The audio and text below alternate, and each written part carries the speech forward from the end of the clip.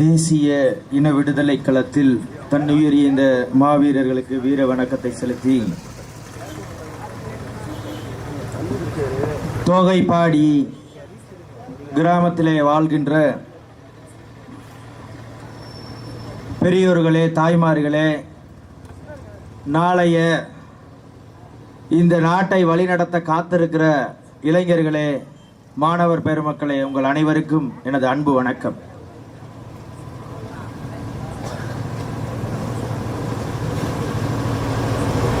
நாம் தமிழர் கட்சி இந்த தேர்தல் தேதி அறிவித்த நாளிலிருந்து இதே விழுப்புரம் நாடாளுமன்ற தொகுதிக்கு உட்பட்ட எல்லா பகுதிகளிலும் பயணம் செய்து கொண்டே இருக்கிறோம். கிராமம் கிராமமாக, ஊராட்சிகளாக, நகரங்களாக ஒவ்வொரு மக்களையும் சந்தித்து காலையிலே தொடங்கி இரவு 10 மணி வரை தொடர்ச்சியாக பயணம். இரவில் ஏதாவது ஒரு இடத்துல பொதுக்கூட்டம் இல்லை என்றால் ஏதாவது வாகனத்தில் நின்று என் மக்களிடம் அரசியல் பேசிக் கொண்டிருக்கிறோம். மக்களுக்கு வெறும் அரசியலை மட்டுமே பேசி ஒரு அரசியல் கட்சி வளர்ந்து வருகிறது என்றால் அது நாம் தமிழர் கட்சி தான். ஏன்னா இன்னைக்கு தமிழ்நாட்டில் அரசியல் என்பதே பேசப்படுவதில்லை, உங்களுக்கு நல்லா தெரியும். திமுக தமிழ்நாட்டில் 70 ஆண்டுகளாச்சு கட்சி தொடங்கி.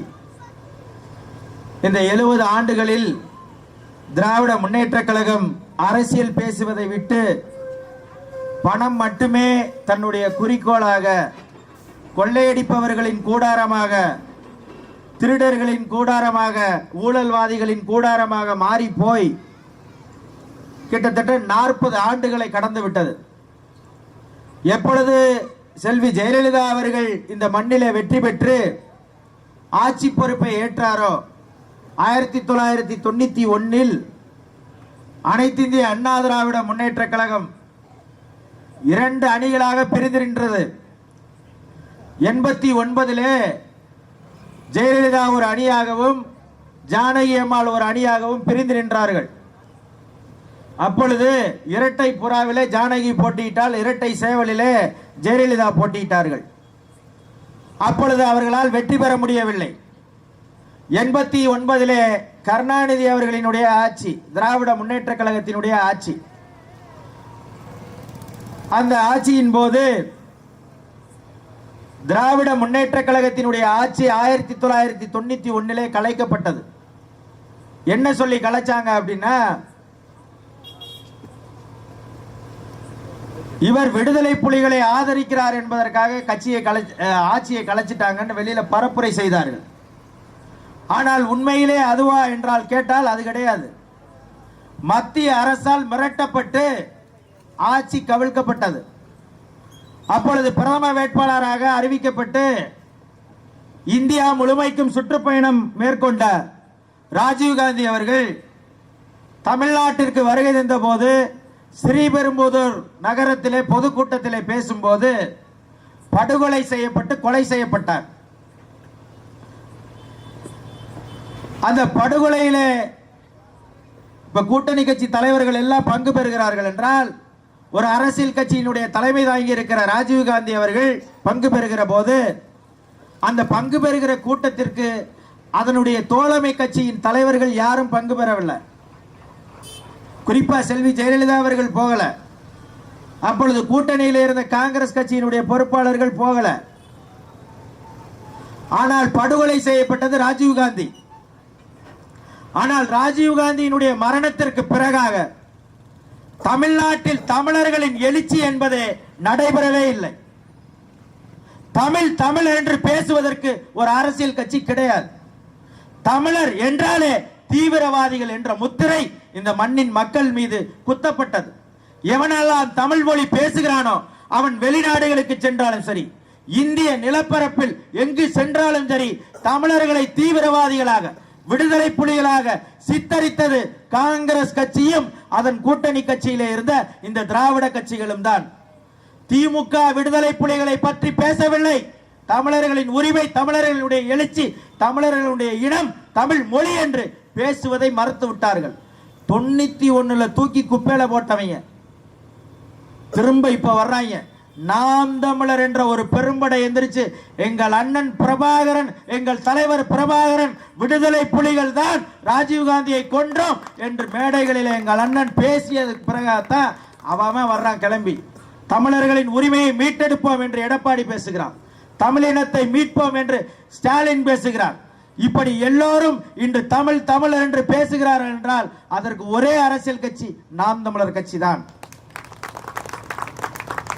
தமிழன் எங்க இருக்கான்னே தெரியாம போயிருக்கோம். நம்மள பல நாட்களாக திராவிடர்கள் என்றே முத்திரை குத்தி கொண்டிருக்கிறார்கள்.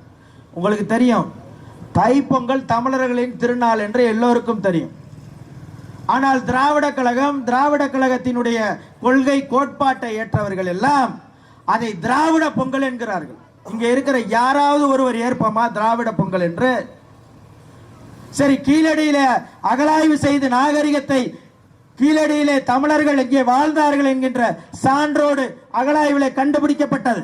ஆனால் அவர்கள் கண்டுபிடிக்கப்பட்ட ஆண்டு அவர்கள் 3000 ஆண்டுகளுக்கு முன்பாக தமிழர்கள் அங்கே வாழ்ந்தார்கள் என்று சான்று காட்டப்படுகிறது. ஆனால் 3000 ஆண்டுகளுக்கு முன்பாகத்தான் கீழடி நாகரிகம் என்று யாராலும் உறுதிப்படுத்த முடியாது. 5000 ஆண்டுகளாக கூட இருக்கலாம், 10,000 ஆண்டுகளாக கூட இருக்கலாம். ஆனால் தமிழர்கள் இந்த மண்ணில் தோன்றி 50,000 ஆண்டுகள் ஆயிற்று என்று நாங்கள் சொல்லவில்லை, தேவனையே பாவாணர் அவர்கள் இந்த மண்ணிலே குறிப்பிடுகிறார். 50,000 ஆண்டுகளுக்கு முன்பாக பிறந்தவன் தான் தமிழன் இந்த மண்ணிலே என்று சொல்கிறார். அப்படிப்பட்ட தமிழனை 91 குழி தோண்டி புதைத்தவர்கள் தான் திமுகவும் அண்ணா திமுக காரர்களும் என்பதை மனசுல வச்சுக்கோங்க. நீ தமிழன் எங்கேயும் போய் சொல்ல முடியாத அளவிற்கு உங்களை அச்சுறுத்தி வைத்திருந்தார்கள். அந்த அச்சுறுத்தலை தகர்த்தெறிந்திருப்பது ஒரே அரசியல் கட்சி தான் நாம் தமிழர் கட்சி. அதற்கு பிறகாகத்தான் தமிழ்நாட்டில் சாதிய கட்சிகள் என்னென்ன சாதி இருக்கோ எல்லா சாதிக்கும் கட்சி 91க்கு பிறகாகத்தான் தொடங்கப்பட்டது. நீங்க எல்லா வரலாறையும் தோண்டி பார்த்தீர்கள் என்றால் 91க்கு முன்பாக தமிழ்நாட்டில் எங்கும் சாதி கட்சிகள் பிரபலமடையவில்லை. ஆனால் 91க்கு பிறகாக நான் தமிழன் என்பதை மறந்து எல்லோரும் சாதிக்கு ஒரு கட்சியை தொடங்க வைத்தது இதே திராவிட முன்னேற்ற கழகம், அனைத்து இந்திய அண்ணா திராவிட முன்னேற்ற கழகம் தான் என்பதை என் மக்கள் மனசுல வச்சுக்கோங்க. அதனாலதான் திமுகவையும் அதிமுகவையும் குழி தோண்டி புதைக்கணும்னு சொல்றோம். 91க்கு முன்பாக நீங்கள் எங்காவது சாதிய கலவரங்களை பார்த்திருக்கிறீர்களா? இந்த சாதிக்கு அந்த சாதிக்கு சண்டை ஏதாவது ஒரு வரலாறு, ஏதேனும் ஒரு சான்று யாராவது காட்ட சொல்லுங்க. யாராவது ஒருவரை 91க்கு முன்பாக சாதிய கட்சிகள், சாதிய கலவரங்கள் தமிழ்நாட்டில் நடந்திருக்கிறதா என்பதை எவராலும் ஏற்றுக்கொள்ள முடியாது. ஆனால் அதை ஊதி பெரிதாக்கி ஒவ்வொரு சாதிக்கும் கட்சியை உருவாக்கியதே இந்த திமுகவும் அதிமுகவும் தான், வேற எவனும் கிடையாது. ஏனென்றால் இவர்கள் இருவரும் தான் மாறி மாறி ஆட்சியிலே இருந்தார்கள். 96 ஜெயலலிதா ஆட்சியை விட்டு போயிருச்சு. 91 96 வரைக்கும் செய்த ஆட்சியின் காரணமாகத்தான் ஜெயலலிதாவுக்கு தண்டம் விதித்து சிறை தண்டனை விதிக்கப்பட்டது. அப்படி சிறைக்கு போன ஜெயலலிதா 91 96 வரைக்கும் காசை, அரசு பணத்தை கொள்ளையடித்தார், அளவுக்கு அதிகமாக சொத்து சேர்த்தார் என்பதுதான் அவருக்கு வழக்கு. அதன் பிறகாக 96 இந்த மண்ணில் ஆட்சி பொறுப்பை ஏற்ற கருணாநிதி சொன்ன அதே வார்த்தை, ஜெயலலிதாவை சிறைக்கு அனுப்புவேன்னு சொன்னார். எப்ப தெரியுமா அனுப்புனாரு? 2015 தான் சிறைக்கு அனுப்புனார். அது வரைக்கும் வழக்கு நடந்தது. அது வரைக்கும் திமுகவும் அண்ணா திமுகவும் இவங்க வந்தா கருணாநிதி மேல வழக்கு போடுறது, கருணாநிதி வந்தா ஜெயலலிதா மேல வழக்கு போடுறது, அண்ணா திமுக வந்தா திமுக காரர்கள் மேல வழக்கு போடுறது, திமுக காரர்கள் வந்தா அண்ணா திமுக காரர்கள் மேல வழக்கு போடுவது, அவர்கள் கொள்ளையடித்து விட்டார்கள் சொல்றது, இவர்கள் கொள்ளையடித்து விட்டார்கள் சொல்றது. இது மட்டும்தான் தமிழ்நாட்டின் அரசியலாக இருந்தது. ஆனால் 2009 இதே நாம் கூப்பிடுகிற தூரத்தில் இருந்த இலங்கையிலே தமிழர்கள் 2 லட்சம் பேர் படுகொலை செய்யப்பட்ட போது இந்த மண் அமைதியாக இருந்தது. ஏன் அமைதியாக இருந்துச்சுன்னா, இங்கே தமிழர்கள் எல்லாம் சாதியாக பிரிந்து நின்றுட்டார்கள். சாதிகளாகவும் மதங்களாகவும் கட்சிகள் தொடங்கப்பட்டு ஒவ்வொரு சாதிகளும் மதங்களும் தங்களுக்கான உரிமைகளை மட்டுமே போராடினார்களே தவிர தமிழர்கள் என்பதை மறந்து விட்டார்கள். அப்பொழுதுதான் 2009 உணர்வு எழுச்சியிலே வெடித்து சிதறியது எங்கள் அண்ணன் செந்தமிழன் சீமான் அவர்களின் குரல். தமிழ்நாடு எங்கும் நாங்கள் தமிழர்கள் சாதிகளை மதங்களை கடந்து தமிழர்களாய் ஒன்றிணைவோம் என்று பேசத் தொடங்கினார். 2009 6 மாதம் சிறை. வேற யாராவது இருந்தா கட்சியை கழிச்சிட்டு ஓடி இருப்பாங்கல்ல, கட்சியை தொடங்கணும்ன்ற எண்ணம் வந்திருக்காது. 6 மாதங்கள் சிறைச்சாலையிலே இருந்தாலும் சரி, என் தலைவன் என் மேல் சுமத்திய அந்த கனவை தூக்கி சுமக்க வேண்டும் என்பதற்காகவே இந்த அரசியல் எனும் பெரும்படையை கட்டி கொண்டு வந்து கொண்டிருக்கிறோம். என் மக்களை புரிஞ்சுக்கோங்க. வெறும் இது அரசியல், ஓட்டு வெல்லணும், பாராளுமன்றத்திற்கு போகணும், சட்டமன்றத்திற்கு போகணும், முதலமைச்சர் ஆகணும் அப்படின்றது மட்டுமல்ல.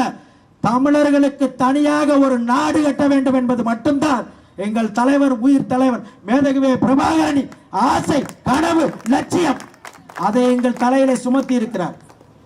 சுமத்தப்பட்ட கனவை நாங்கள் சேர்த்து சூக்கி நடந்து கொண்டிருக்கிறோம். உங்களுக்கு நான் சொல்ல வேண்டியது இதுதான். உங்களுக்கு நான் ஏன் இந்த கதையை சொல்றேன்னா, இன்னைக்கு நாங்க காலையில ஒரு இடத்துக்கு, மாலையில ஒரு இடத்துக்கு போனோம். 2 நாளைக்கு முன்னாடி ஒரு இடத்துக்கு போனோம். அந்த பகுதியிலே நாங்கள் வாக்கு கேட்டு செல்லும் போது ஒரு பெண்மணி அவர்கள் வந்தாங்க. வந்தோடனே, அம்மா நாங்கள் இந்த மாதிரி நாம் தமிழர் கட்சியோட சீமான் கட்சி தானே தெரியும்பா அப்படின்னு சொன்னாங்க. சரி, ரொம்ப மகிழ்ச்சி, அண்ணனுடைய கட்சி போய் சேர்ந்துருக்குது. நாங்கள் மைக் சின்னத்தில் போட்டிடுறோமா அப்படின்னு சொன்னேன். ஆமாப்பா, விவசாய சின்னத்தை பறிச்சுட்டாங்க, மைக் சின்னத்தில் நிற்கிறீங்கன்னு தெரியும்பா அப்படின்னு சொன்னாங்க. சரி, அதெல்லாம் மகிழ்ச்சியாக இருந்துச்சு. ஆனால் அவர்கள் ஒரு வார்த்தை சொன்னார்கள். என்னதான் இருந்தாலும் எங்கள் சாதிக்காரருக்கு தானேப்பா ஓட்டு போடணும்னு சொன்னாங்க. அங்கதான் எனக்கு ஒரு மாதிரி பதக்கனாச்சு. என்னடா இது, நம்ம சாதிக்காரனுக்கு தானப்பா ஓட்டு போடணும்னு சொல்றாங்க. அவர்களுக்கு தெரியவில்லை, விழுப்புரம் நாடாளுமன்ற தொகுதியிலே ஒடுக்கப்பட்ட மக்கள் ஆதி தமிழ் குடிகள் தான் போட்டியிட முடியும் என்கின்றதையே இங்க அரசியலாக கற்பிக்கப்படல. வேற வேற கட்சியில நிக்கிறவங்கள வேற சாதிக்காரன் நினைச்சிட்டு நிக்கிறாங்க அந்த அம்மா. நான் உங்களுக்கு ஒன்றை சொல்கிறேன். தமிழர் நிலத்தில் இதுவரை பல அரசியல் கட்சிகள் சமூக நீதி பேசி இருக்கின்றன, சாதிவாரி இடஒதுக்கீடு வேண்டும் என்று பேசி இருக்கின்றன, சாதிவாரி பிரதிநிதித்துவம் வேண்டும் என்று பேசி இருக்கின்றன. ஆனால் எந்த அரசியல் கட்சியும் செய்ய முடியாததை, செய்ய துணியாததை, செய்ய அச்சப்பட்டதை நாம் தமிழர் கட்சி மட்டும்தான் செய்திருக்கிறது. என் அன்பு நண்பர்களே, என் உறவுகளே, உங்களுக்கு சொல்ல கடமைப்பட்டிருக்கிறேன். 16 மருத்துவர்கள், 8 பொறியாளர்கள், படித்த பட்டதாரிகள், விவசாயி, திரைப்பட இயக்குனர் என்று இந்த மண்ணில் யாரெல்லாம் மக்களுக்காக, தமிழர் என்ற உரிமைக்காக யாரெல்லாம் போராட தயாரா இருக்கிறார்களோ அவர்களை வேட்பாளர்களாக நிறுத்தி இருக்கிறோம். சரி, படித்தவர்களை தேடி நிறுத்தினீங்க, பிரதிநிதித்துவத்தை எப்படி கொடுத்தீங்க? இப்பொழுதுதான் தன்னுடைய ஆட்சி, நாங்க ஆட்சி வென்று வந்தால் 50% பெண்களுக்கு அரசு பதவியிலே இடஒதுக்கீடு தருவோம் என்று காங்கிரஸ் இப்ப அறிக்கை கொடுக்குது, தேர்தல் அறிக்கையை கொடுக்குது. அவர்கள் பல தேர்தல் அறிக்கையை கொடுத்திருக்கிறார்கள். இதுவரைக்கும் எந்த தேர்தல் அறிக்கையும் நிறைவேற்றப்பட்டதாக இல்லை. அறிக்கைன்னு கொடுப்பான், தேர்தல் முடிஞ்சதுக்கு அப்புறம் வரமாட்டான். ஆனால் அவர்கள் எவரும் அறிவிக்கவில்லை. 2019 நாடாளுமன்ற தேர்தலை நாங்கள் சந்திக்கும் போது 50% பெண்களுக்கு இடஒதுக்கீட்டை உறுதி செய்த ஒரே அரசியல் கட்சி இந்திய நிலப்பரப்பில் நாம் தமிழர் கட்சி தான். 40 நாடாளுமன்ற தொகுதிகளில் 20 பெண்கள் 20 ஆண்கள் என்று போட்டியிட வாய்ப்பு வழங்கினோம். அதன் பிறகு நடந்த சட்டமன்ற தேர்தலில் 234 தொகுதிகளில் 117 பெண் வேட்பாளர்களை இதுவரை யாரும் மனதிலே கூட கனவிலே கூட நினைக்க முடியாத அளவிற்கு பெண்களுக்கு 50% இடஒதுக்கீடை அள்ளி கொடுத்தது நாம் தமிழர் கட்சி தான் என்பதை என் மக்கள் புரிந்துக்கோங்க.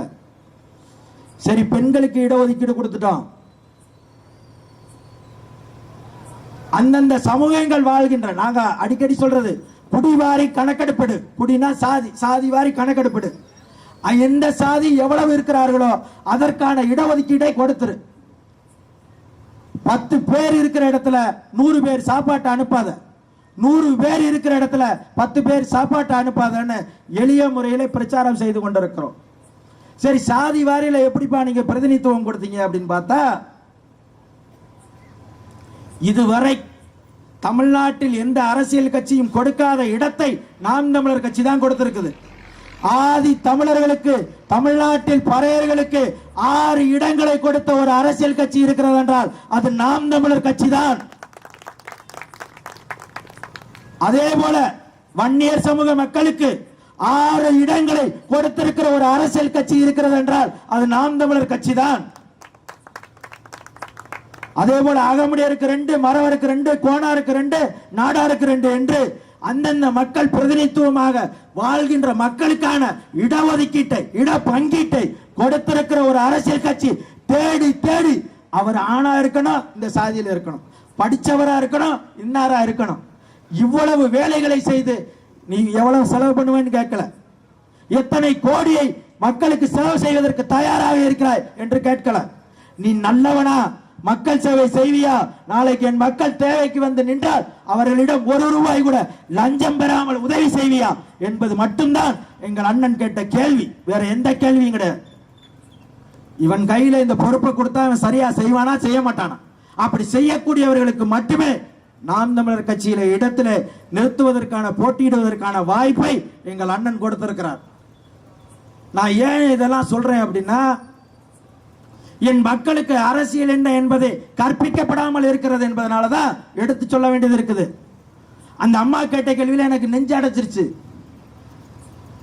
எந்த அரசியல் கட்சியும் கொடுக்காத பிரதிநிதித்துவத்தை நாம் தமிழர் கட்சி கொடுத்திருக்கிறது என்பதை அவர்களுக்கு தெரியல.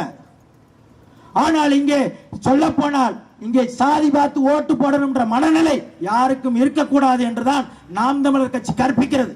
திரும்ப திரும்ப நாங்க ஒரு வார்த்தை தான் சொல்றோம், இவர் இன்ன சாதின்னு நினைச்சு நீங்க ஓட்டு போட்டீங்கன்னா தயவு செய்து அந்த ஓட்டை போடவே போடாதீங்க. நீங்க வீட்டிலேயே இருங்க, நீங்க யாருக்கு வேணாலும் போடுங்க அந்த ஓட்டை. இந்த பிள்ளைகளுக்கு வாக்கு செலுத்தினால் என் மக்களுக்கான மக்கள் பணியை செய்வார்கள் என்ற நம்பிக்கை இருந்தால் மட்டும் எங்களுக்கு வாக்கு செலுத்துங்க. நாங்கள் தமிழர் என்று நினைத்தால் வாக்கு செலுத்துங்க. தமிழர்களின் உரிமைக்காக இவர்கள் நிற்பார்கள் என்றால் வாக்கு செலுத்துங்க. உங்களுக்கு ஒரு பிரச்சனை என்றால் ஓடோடி வருவோம் என்று நினைத்தால் வாக்கு செலுத்துங்க. இந்த பிள்ளைகளின் அரசியல் சரி என்று நினைத்தால் வாக்கு செலுத்துங்க. இல்லைனா தயவு செய்து வாக்கு செலுத்தாதீர்கள். நாம் தமிழர் கட்சியினுடைய அரசியலை நீங்கள் புரிந்து கொள்ளாமல் நீங்கள் எங்களுக்கு ஒரு வாக்கு செலுத்தினாலும் அந்த வாக்கு எங்களுக்கு பயன் இல்லை. ஏனென்றால் நாங்கள் எங்கள் கட்சியையும் எங்கள் சின்னத்தையும் தேடி தேடி வாக்களித்தவர்கள் எல்லோரும் இளைய தலைமுறை பிள்ளைகள். 18 வயது, 19 வயது, 20 வயது, 21 வயது, அதிகபட்சம் போனால் 30 வயதுக்குள்ள உள்ள இளைய தலைமுறை தான் நாம் தமிழர் கட்சியை தேடி தேடி வாக்கு செலுத்தியிருக்கு. 60 வயசுக்கு மேல உள்ளவங்களுக்கு நாம் தமிழர் கட்சின்னு ஒரு கட்சி இருக்குதா அப்படின்னா இருக்குதுன்னு தெரியும். அது இன்ன சின்னமா அப்படின்னா சின்னம்னு தெரியும். ஆனா அது என்ன அரசியல் பேசுகிறது என்று அவர்களுக்கு தெரியல. ஆனால் நாங்கள் என்ன சொல்ல வருகிறோம் என்றால், நாங்கள் எதிர்கால தலைமுறையினருக்கான அரசியலைத்தான் நாங்கள் தூக்கி கொண்டு வர்றோம். அவர்கள் எங்களை தூக்கி கொண்டு வருகிறார்கள், எங்களை பல மடங்காக உயர்த்தி நிறுத்துகிறார்கள். 2021 31 லட்சம் ஓட்டு வாங்கியிருக்கிறோம். இப்ப 2024 15 வயசு எவனுக்கெல்லாம் ஆயிட்டு இருந்துச்சோ 2021 வாக்கு செலுத்த முடியாமல் தவித்த என் பிள்ளைகள் 15 வயசு, 16 வயசு, 17 வயசு பிள்ளைகள் 2024 வாக்கு செலுத்துறதுக்கு வந்துட்டான். அவன் மட்டுமே 17 லட்சம் பேர் ஓட்டு போட போறான் நாம் தமிழர் கட்சிக்கு. 17 லட்சம் இளைஞர்கள், முதல் தலைமுறை வாக்காளர்கள் நாம் தமிழர் கட்சிக்கு 2024 வாக்கு போட போறான். ஏற்கனவே 31 லட்சம் ஓட்டு. இப்ப அவர்கள் ஒரு 17 லட்சம்னு வச்சுக்கோங்க, கிட்டத்தட்ட 48 லட்சம் இன்னைக்கு உறுதி. ஆனால் என் மக்களுக்கு நான் ஒன்றை தான் சொல்றேன், உங்க வீட்டில் உள்ள சின்ன பசங்க, கல்லூரியில் படிக்கிறவர்கள், மாணவர்கள், உங்கள் வீட்டில் வந்து இந்த வாக்கை எங்க அண்ணன் சீமான் அவர்களுக்கு போடுங்க, எங்க அண்ணன் களஞ்சியம் அவர்களுக்கு இந்த தொகுதியில போடுங்கன்னு சொன்னா கட்டாயம் தயவு செய்து போடுங்க. ஏன்னா அவர்களுக்கு எங்களுடைய அரசியல் தெரியும். நாங்கள் பேசுகின்ற காணொலிகளையும் நாங்கள் பேசுகின்ற அரசியலையும் நொடிக்கு நொடி பார்த்து கொண்டிருக்கிறார்கள். அதனால் அவர்கள் எங்களை கவனித்துக் கொண்டிருக்கிறார்கள். எனவே தயவு செய்து வாக்கு செலுத்துங்க. நான் இந்த 31 லட்சம் வாக்குகளை எங்களை தேடி தேடி செலுத்திய என் தம்பிமார்களுக்கும், என் தங்கைமார்களுக்கும், என் அண்ணன்மார்களுக்கும், என் அக்காமார்களுக்கும் சொல்ல ஒன்றே ஒன்றுதான், 31 லட்சம் பேர் ஓட்டு போட்டீங்க. ஒவ்வொருத்தரும் குறைஞ்சது ஒரு 10 பேர்கிட்ட ஓட்டு போட வைங்க. ஒரு 10 பேரை நீங்கள் வாக்கு செலுத்த வைத்தாலே போதும் 3 கோடியே 10 லட்சம் ஓட்டை நாம் தமிழர் கட்சி பெறும். 40 நாடாளுமன்ற தொகுதிகளும் நாம் தமிழர் கட்சி முன்னிலை என்று வரும். அதுல எந்த மாற்று கருத்து இல்ல.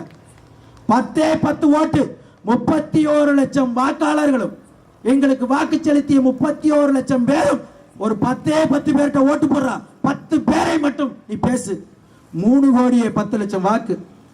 அதுக்குத்தான் பயப்படுறான் பாஜக, அதுக்குத்தான் பயப்படுறான் திமுக, அதுக்குத்தான் பயப்படுறான் காங்கிரஸ், அதுக்குத்தான் பயப்படுது அதிமுக. நாங்கள் எவனிடமாவது நாங்கள் வைத்திருக்கிற வாக்கு சதவீதத்தை வைத்து அதிமுகவோடையோ திமுகவோடையோ பாஜகவோடையோ காங்கிரஸோடையோ எவனோடாவது சமரசம் செய்து கொண்டால் 500 கோடியை கொடுப்பார்கள். 500 கோடி வச்சுக்க. எத்தனை சீட்டு வேணும் சொல்லு, எந்த இடத்துல நிக்கிறேன்னு சொல்லு, தர்றோம் சொல்றதுக்கு தயாராக இருக்கிறார்கள். எவனிடமும் காசு வாங்காமல், எவனிடமும் சீட்டை பங்கிடாமல், டே நாடே எங்களது, மொத்த சீட்டும் எங்களதுன்னு நாங்க நிக்கிறோம். நாங்க தான் பார்த்து சொல்லணும். நீங்க என்னடா எங்களுக்கு பிச்சை போடுறது? அவன் 2 பேரும் இந்திய கட்சி, யாரு காங்கிரசும் பாஜகவும் ஒருபோதும் தமிழர்களின் உரிமைக்காக, தமிழர்களின் வழிக்காக, தமிழரின் இனத்திற்காக, தமிழர்களின் மொழிக்காக ஒரு இடத்திலும் காங்கிரசும் பாஜகவும் நிற்கவே நிற்காது. அதே போல திமுகவும் அதிமுகவும் மத்திய அரசினுடைய கைப்பாவைகள். காங்கிரஸ் ஆட்சியில் இருந்துச்சுன்னா திமுக டான்ஸ் ஆடும், இப்படி இப்படி. பாஜக ஆட்சியில் இருந்துச்சுன்னா அதிமுக டான்ஸ் ஆடும். இவர்கள் மாறி மாறி எந்த அரசியல் கட்சி மத்திய அரசாக இருக்கிறதோ அவர்களிடம் அச்சப்பட்டு அச்சப்பட்டு பயந்து நடுங்கி. ஏன் நடுங்கிறான்? கொள்ளையடிச்ச காசு. கரூர்ல செந்தில் பாலாஜி இப்ப வரைக்கும் ஓராண்டை நெருங்க போகிறது, ஓராண்டை நெருங்க போகிறது. இப்ப வரைக்கும் சிறையில இருந்து வெளியில வர முடியல. அந்த அளவுக்கு அச்சுறுத்தி வைத்திருக்கிறது. யாரு? இடின்ற ஒரு அமைப்பை வச்சு பாஜக அச்சுறுத்தி வச்சிருக்குது. சரி, கரூர்ல செந்தில் பாலாஜி களவண்டுட்டான், கொள்ளையடிச்சிட்டான், திருடிட்டான், அவன் மேல ஊழல் வழக்கு இருக்கு என்பதற்காக இடி ரைடு செய்து அவனை சிறைப்படுத்தி இருக்கிறது. அப்படி சிறைப்படுத்தி இருக்கிற கரூர் பாலாஜியின் மீது கொடுங்கோன்மையான சட்டத்தை ஏற்றி விட்டார்கள். தவறுதலாக பாஜக தன்னுடைய சட்டத்தை பிரதிபலிக்கிறது என்று திமுக கூட்டணியில் இருக்கிற மொத்த அரசியல் கட்சியும் போய் கோயம்புத்தூர்ல போராட்டம் நடத்துது. இதே அரசியல் கட்சிகள், திமுக கூட்டணியில் இருக்கிற அரசியல் கட்சிகள் என்றாவது ஒரு நாள் காவிரியில தண்ணி தர மாட்டுகிறான் கன்னடன், காங்கிரஸ் கட்சி அங்கே ஆட்சி செய்கிறது, அதை கண்டிக்கிறோம் என்று பேசுவதற்கு திமுக கூட்டணி கட்சியில இருக்கிற எந்த கட்சிக்காவது துணிவு இருக்கா? அதே போல கேரளாவில் ஆண்டு கொண்டிருக்கிற கம்யூனிஸ்ட் கட்சி முல்லை பெரியாற்றிலே தண்ணீர் தர மறுக்கிறது. ஆனால் அந்த கட்சியோடு இங்க கூட்டணி, திமுக கூட்டணி. கம்யூனிஸ்ட் தண்ணி கொடுக்க மாட்டா, இந்த பக்கம் காங்கிரஸ் தண்ணி கொடுக்க மாட்டா, பாஜக மேல இருந்துட்டு எங்களுக்கு எதுவும் செஞ்சு தர மாட்டா. ஆனா இவர்களோடு எங்கள் தமிழர்களின் உரிமைக்காக நிற்கிற திராவிட முன்னேற்ற கழகம், அனைத்து இந்த அண்ணா திராவிட முன்னேற்ற கழகம், இவர்கள் எல்லாம் கூட்டணி வச்சு அவர்களை வலிமைப்படுத்துவார்கள். காங்கிரஸ் கட்சியில ஏதாவது இப்ப நான் கேட்கிற தோகப்பாடியில ஒரு 10 பேர் இருப்பார காங்கிரஸ் கட்சியில, ஒருத்தர் இல்ல. ஆனா அந்த கட்சிக்கு 10 சீட்டு, அந்த கட்சிக்கு 10 சீட்டு. சரி, அதிமுக அவங்க பாமக கூட்டணியில் இருக்கிற பாஜக ஒரு 10 பேர் இருப்பார தோகைப்பாடியில இல்ல. அது 23 இடத்துல போட்டியிடுது. இவங்க என்னென்ன நாடகம் எல்லாம் போடுறாங்க பாருங்க. அனைத்து இந்த அண்ணா திராவிட முன்னேற்ற கழகம், திராவிட முன்னேற்ற கழகம் இவர்கள் கொள்ளையடித்த பணத்தை இவர்கள் சுட்டி காட்டுவார்கள். ஆனா யாரை சிறைப்படுத்த மாட்டாங்க. திராவிட முன்னேற்ற கழகம் இவர்களை கொள்ளையர்கள், ஆனா யாரை சிறைப்படுத்த மாட்டாங்க. தேர்தல் பரப்புரையின் போது மு.க. ஸ்டாலின் பேசிய பேச்சு இப்பவும் இருக்கிறது. என்ன தெரியுமா சொன்னாரு? நாங்கள் ஆட்சிக்கு வந்தால் எல்லா அமைச்சர் பெருமக்களும் சிறையில் இருப்பார்கள், எடப்பாடி பழனிசாமி உறுதியாக சிறைக்கு போவார். 3 ஆண்டுகளை நிறைவு செய்ய போகிறது மு.க. ஸ்டாலின் ஆட்சி. இதுவரை ஒரு அமைச்சரை கூட ஏன் கைது செய்யல திமுக? சொல்லுங்க பாப்போம். ஏன் கைது செய்யல? ஏனென்றால் திருடனுக்கு திருடன் கூட்டு, இந்த திருடனுக்கு இந்த திருடன் பாதுகாப்பு, இந்த திருடனுக்கு இந்த திருடன் பாதுகாப்பு. அதே போலதான் பாஜகவும் காங்கிரசும். பாஜக வந்துச்சுல, ராகுல் காந்தியை கைது பண்ணிருக்கணுமா இல்லையா? காங்கிரஸ் கட்சி ஊழலால் தான் காட்சி கவலைப்பட்டது. 2014 காங்கிரஸ் கட்சிக்கு மக்கள் ஓட்டு போட மாட்டேன்னு சொன்னதுக்கு ஒரே காரணம் காங்கிரஸ் ஊழல் செய்து விட்டது என்பதுதான் குற்றச்சாட்டு. அந்த குற்றச்சாட்டில் தான் பாஜக ஆட்சிக்கு வந்துச்சு. அதை குற்றச்சாட்டு சொல்லி சொல்லி சொல்லி சொல்லி ஆட்சிக்கு வந்துச்சு. 2G வழக்குல 1,25,000 கோடியை திராவிட முன்னேற்ற கழகத்தினுடைய மத்திய அமைச்சராக இருந்த ஆராசா திருடிட்டாருன்னு சொன்னாங்க. வழக்கு போட்டாங்க, உச்ச நீதிமன்றம் வரைக்கும் போனாங்க. அவரும் திகார் சிறையில் இருந்தாரு, வெளியில வந்தார். இப்ப வரைக்கும் ஆராசா தண்டிக்கப்பட்டிருக்காரா? தண்டிக்கப்பட்டிருக்காரா? அதே போல காங்கிரஸ் கட்சியில என்னென்ன மத்திய அமைச்சர்கள் ஊழல் செய்தார்களோ ஒரு அமைச்சர் சிறைக்கு போயிருக்காரு. ஏன் போல? நாளைக்கு மத்திய அமைச்சரவை காங்கிரஸ் அமைத்தால் பாஜகவின் அமைச்சர்கள் சிறைக்கு போவாங்கன்னு நீங்க நினைக்கிறீங்களா? உறுதியாக போக மாட்டார்கள். ஏனென்றால் இவர்கள் அவர்களை பாதுகாப்பார்கள், அவர்கள் இவர்களை பாதுகாப்பார்கள். இந்த ரெண்டு பூச்சாண்டியும் இல்லைன்னா அரசியல் சரியாக இருக்கும். அதனாலதான் நாம் தமிழர் கட்சி ஒரு தெளிவான முடிவை சொல்கிறது. ஒருபோதும் இந்திய தேசிய கட்சிகளோடும் திராவிட கட்சிகளோடும் ஒருபோதும் கூட்டணி இல்லை என்ற பேரறிவிப்பை நாம் தமிழர் கட்சி சொல்லி இருக்கிறது. திமுக உடையும் போக மாட்டான், அண்ணா திமுக உடையும் போக மாட்டான், காங்கிரஸ் பிஜேபி என்று எல்லா கட்சிகளும் நாம் தமிழர் கட்சிக்கு எதிரி கட்சி தான். அதில் நாங்கள் உறுதியாக இருக்கிறோம். இந்த அரசியல் எல்லாம் உங்களுக்கு புரிந்தால்தான் நீங்க எங்களுக்கு வாக்கு செலுத்துவீங்க. நாங்கள் இந்த மண்ணையும் இந்த மக்களையும் இந்த மொழியையும் இந்த நாட்டையும் நேசிக்கிறோம். அதனால் உயிருக்கு உயிராக நம்புகிறோம். என் மக்கள் எங்களை கைவிட மாட்டார்கள் என்று நினைக்கிறோம்.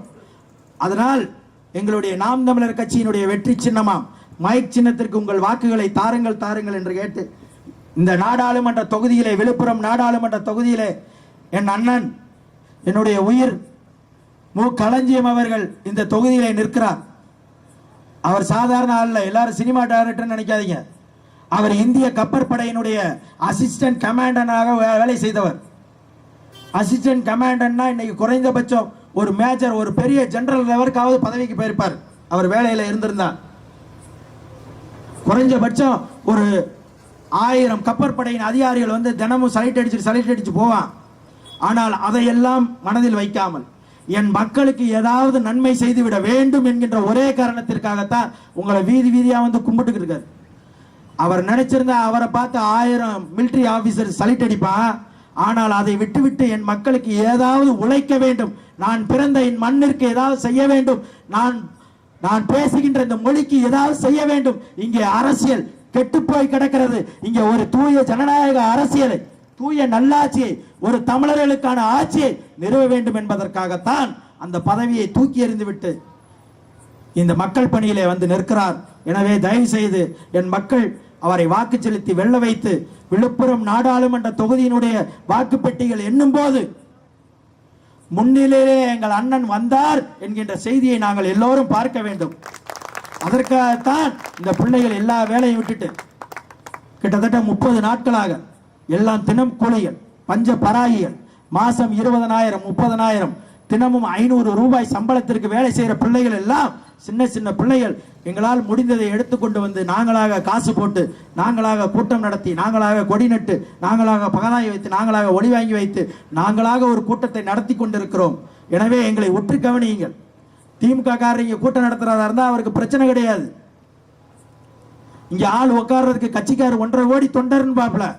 1.5 கோடி தொண்டர்களை வைத்திருக்கிற திமுகவும் 1.5 கோடி தொண்டர்களை வைத்திருக்கிறோம் என்ற அதிமுகவும் அவர்கள் கூட்டம் நடத்தினால் கூலிக்கு ஆள் பிடிக்க வேண்டியமே தவிர கொள்கைக்காக யாரும் வரமாட்டார்கள்.